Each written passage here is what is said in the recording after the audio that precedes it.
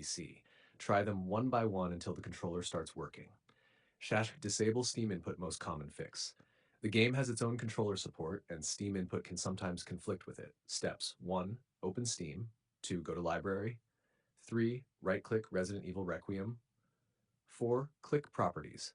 5. Go to Controller. 6. Under Override for Resident Evil Requiem 7, select Disable Steam Input. 8. Restart the game. Enable Steam Input if controller not detected. If disabling didn't work, try the opposite. Steps 1. Steam Library. 2. Right-click the game Properties. 3. Controller 4. Set to enable Steam Input. 5. Launch the game again.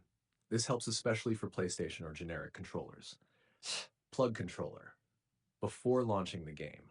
Some players report the game only detects the controller if it's connected before launching the game. Steps 1. Close the game completely. 2. Plug in the controller, USB recommended. 3. Launch the game again. Use wired connection instead of Bluetooth. Bluetooth controllers sometimes fail to initialize correctly.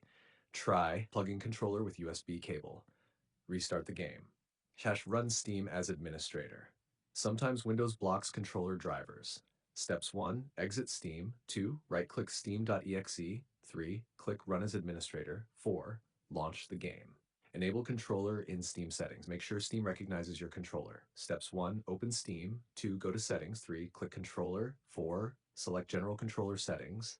5. Enable the controller type Xbox configuration support, PlayStation configuration support, generic Gamepad support. Disconnect other input devices. Extra devices can confuse the game. Unplug steering wheels, flight sticks, extra controllers, virtual controllers, then restart the game. Update the game controller support is still being improved and patched by the developers, especially for PlayStation controllers on PC. So make sure Steam downloads the latest update. Restart Steam after updates. Extra tip.